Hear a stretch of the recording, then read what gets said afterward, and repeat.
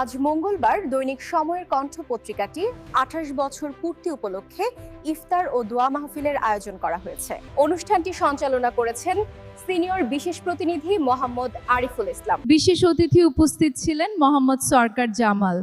উপস্থিত ছিলেন দৈনিক সময়ের কণ্ঠ পত্রিকার ব্যবস্থাপনা সম্পাদক মোহাম্মদ জাকির হোসেন। প্রধান অতিথি হিসেবে উপস্থিত ছিলেন মোহাম্মদ আলমগীর গনি, মহাসচিব, কেন্দ্রীয় নির্বাহী পরিষদ, জাতীয় সাংবাদিক সংস্থা। বিশেষ অতিথি উপস্থিত ছিলেন মোহাম্মদ সরকার জামাল।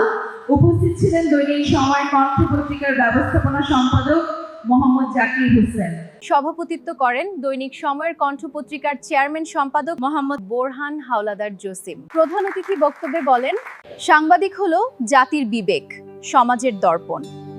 সাংবাদিকতা হলো গণতান্ত্রিক রক্ষক। দৈনিক সময়ের কণ্ঠ পত্রিকাটি আমার জানা মতে সমাজের কোনো নেতিবাচক বিষয়ের সাথে আপোষ করে না, বরং সমাজ ও রাষ্ট্রের সকল ইতিবাচক দৃষ্টান্ত তুলে ধরে জনকল্যাণ কাজে পত্রিকাটি নিজের অবস্থানকে পরিষ্কার করে দেশের উন্নয়ন সফলতাকে তুলে ধরেছে। তিনি দৈনিক সময়ের কণ্ঠ পত্রিকাটি সামনে আরও দেশের উন্নয়ন সফলতা কাজে অগ্রসর হবে এমন প্রত্যাশা করেন।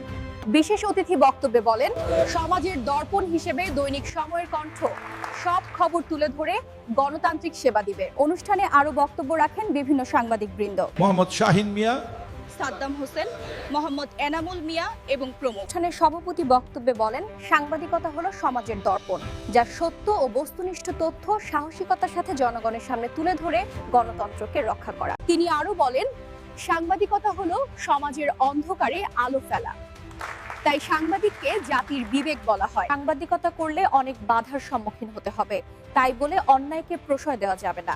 তিনি আরো বলেন, সাদাকে সাদা, কালোকে কালো বলতে হবে। আজকে আমার পত্রিকার ২৮ বছর পূর্তি হয়েছে। আমি অন্যায়ের সাথে কোনো রকম আপোষ করিনি, যার ফলে অনেক মামলার সম্মুখীন হই। তারপরও হাল ছাড়িনি। নানা চড়াই উতরাই পেরিয়ে ভয়ঙ্কর সময় পার করেও পাঠক সমাজের টেবিলে পৌঁছে দিচ্ছি। তিনি আরো বলেন, সাংবাদিকদের মধ্যে কোনো বিভেদ না রেখে এক ও অভিন্ন পথে অগ্রসর হয়ে দেশের সংবাদপত্রকে আরো এগিয়ে নেবে বলে আমি বিশ্বাস করি।